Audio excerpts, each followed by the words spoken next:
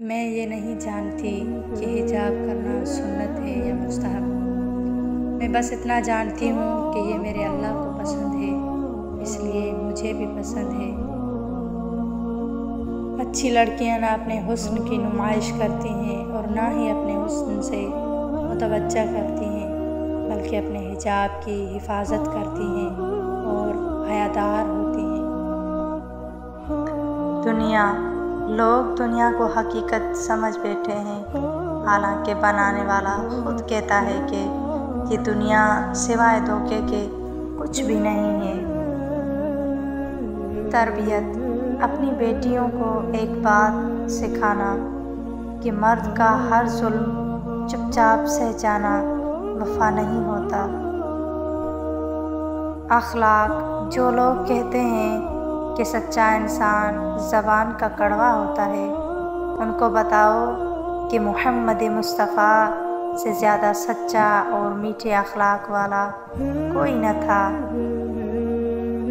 احساس، اگر کسی کی تکلیف دیکھ کر تمہیں تکلیف ہونے لگے تو سمجھ لینا تم اللہ کے بنائے ہوئے بہترین انسان ہو۔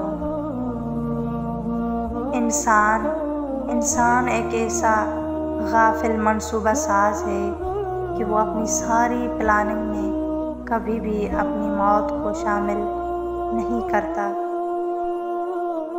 اللہ، اگر بہترین فیصلہ چاہتے ہو تو سب کچھ اپنے خدا پر چھوڑ دو۔ سورہ کہف، وہ جن کی ساری کوشش دنیا کی زندگی میں کھو گئی اور وہ خیال کرتے ہیں کہ بے شک وہ اچھے کام کر رہے ہیں۔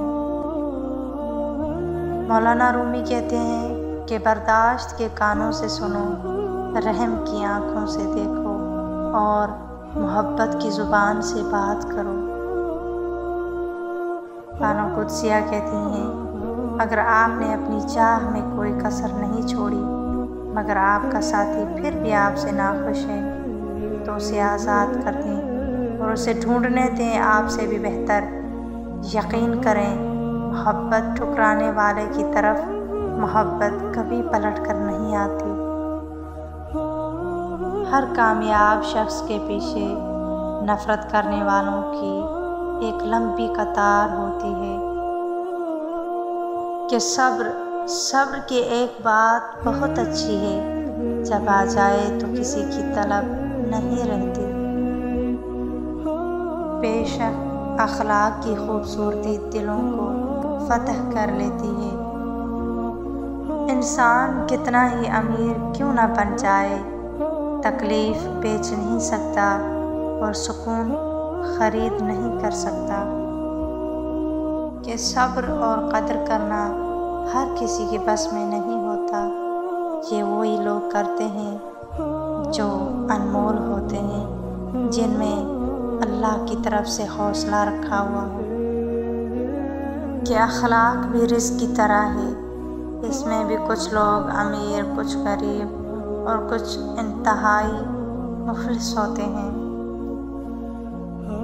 ایک دوسرے کا ساتھ دینے کے لیے کسی مشکل ترین فلسفے کی نہیں بلکہ خوبصورت احساس کی ضرورت ہوتی ہے۔